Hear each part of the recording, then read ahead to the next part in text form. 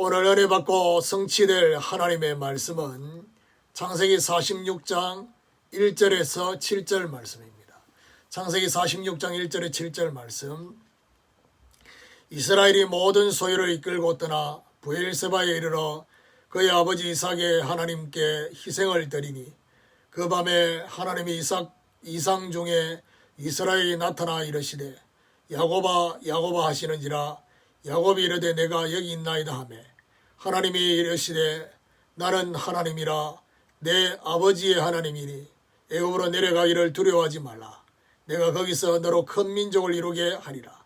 내가 너와 함께 애굽으로 내려가겠고 반드시 너를 인도하여 다시 올라올 것이며 요셉이 그의 손으로 내 눈을 감기리라 하셨더라. 야곱이 브엘세바에서 떠날 새 이스라엘 아들들이 바로가 그를 태우려고 보낸 수레에 자기들의 아버지 야곱과 자기들의 처자들을 태우고 그들의 가축과 가나안 땅에서 얻은 재물을 이끌었으며 야곱과 그의 자손들이 다 함께 애굽으로 갔더라. 이와 같이 야곱이 그의 아들들과 손자들과 딸들과 손녀들 곧 모든 자손을 데리고 애굽으로 갔더라. 아멘. 움직일 시간표가 되면이라는 제목으로 말씀을 증거하기로 합니다. 그냥 애굽으로 내려간 것이 아닌 언약 성취 속으로 들어가는 시간표가 이 야곱과 그의 가족들에게 주어진 것입니다. 언약 성취 속으로 들어가면 서론의 것이 회복되고 육신의 다툼이 사라지게 되는 것이고 새로운 힘이 생겨나게 되는 것입니다. 오늘 본문은 애굽으로 가게 되는 움직일 시간표가 된 것으로 시간표가 절대 시간표가 되면 어떤 응답이 있는지를 발견해야 할 것입니다. 오늘 움직여야 할 절대 시간표 속에 오는 응답을 발견하고 받아 누리는 이런 축복이 있기를 예수 그리스도 이름으로 축원합니다. 그럼 첫 번째로 예배의 말씀으로 역사하신다는 것입니다. 1절을 보면요. 이스라엘이 모든 소유를 이끌고 떠나 브엘세바에 이르러 그의 아버지 이삭의 하나님께 희생 제사를 드리니. 이스라엘이 모든 소유를 이끌고 가나안을 떠난 것으로 시작을 합니다. 오늘 본문은 모든 소유를 이끌고 가나안을 떠난 것은 잠시 만나러 간 것이 아님을 알 수 있습니다. 가나안에서 애굽으로 완전 이주하고 완전 이사하기 위한 움직임이었던 것입니다. 자, 그런데 우리가 눈여겨봐야 될 것은 애굽으로 바로 가지 않고 브엘세바에 들려서 브엘세바에 가서 하나님께 희생 제사를 드리는 장면이 나옵니다. 중요한 것은 희생 제사를 드리는 이 속에 2절입니다.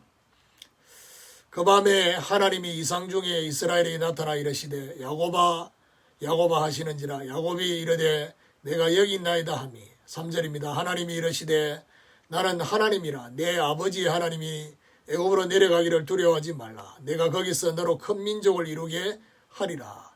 희생 제사를 드리는 그 밤에 하나님이 이상 중에 나타나셨습니다. 하나님께서 이스라엘이 아닌 야곱이라고 두 번이나 야곱아 야곱아라고 부르고 계십니다. 야곱으로 부르신 것은 야곱일 때도 하나님이 함께 하셨는데 그 함께 했던 것을 상기시키는 의미가 그 안에 있습니다. 그러면서 뭐라고 말씀했냐. 아버지의 하나님이 애굽으로 내려가는 것을 두려워하지 말라. 그렇게 말하고 있습니다. 이것은 애굽으로 내려가는 것에 대해 야곱의 마음에 불확실하고 두려워하고 있었던 것이 있었다는 사실입니다.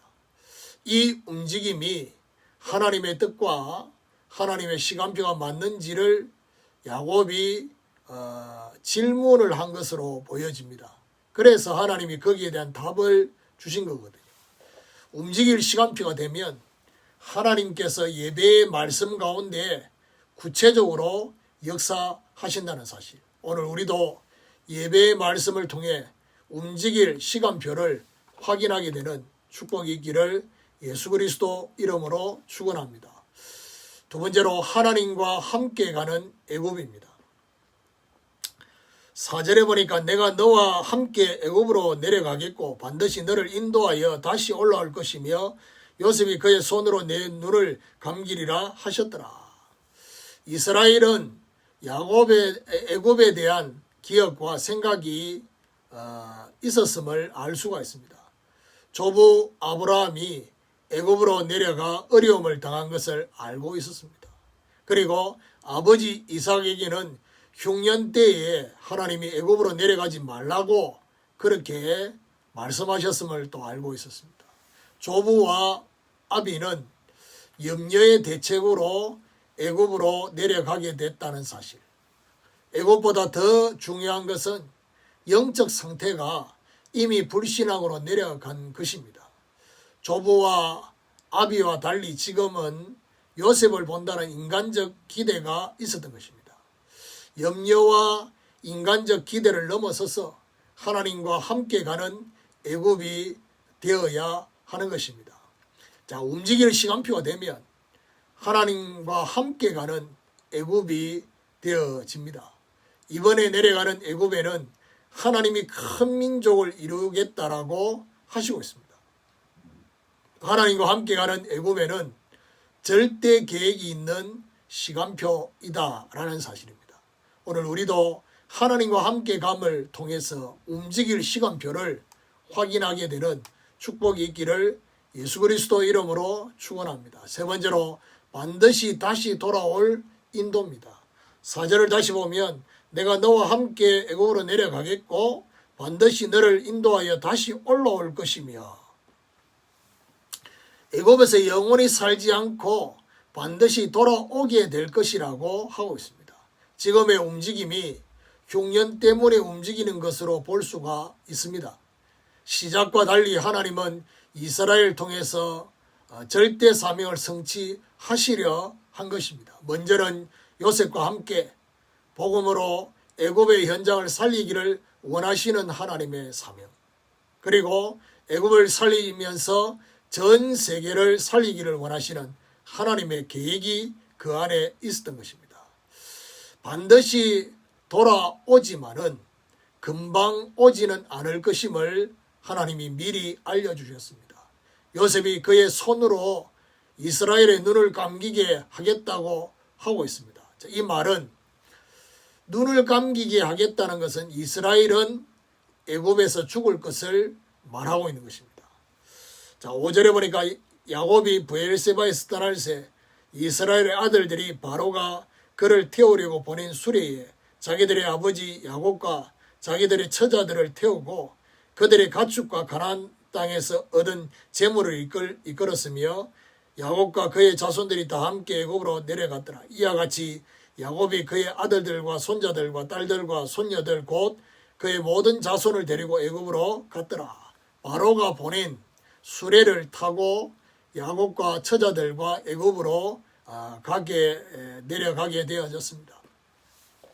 결국 야곱이 아들들과 모든 자손들을 데리고 애굽으로 내려갔습니다. 오늘 우리도 반드시 다시 돌아올 인도를 확인하고 움직이는 이런 하나님의 축복이 있기를 예수 그리스도 이름으로 축원합니다. 결론입니다. 반드시 다시 돌아올 시간표의 인도는 애굽 노예에서 6월절에 오직 복음을 회복하여 돌아오게 되는 것입니다. 그리고 메시아가 올 가나안 땅, 언약의 땅 가나안 땅을 진정으로 사모할 때 돌아오게 되는 것입니다. 이 모든 것 속에 하나님이 구체적으로 함께 하셔서 함께 내려가고 함께 다시 오게 되는 증거를 하나님은 주시는 것입니다. 오늘부터 절대 시간표를 말씀에서 발견하시고 하나님과 함께 움직이는 역사가 일어나게 되기를 예수 그리스도 이름으로 축원합니다.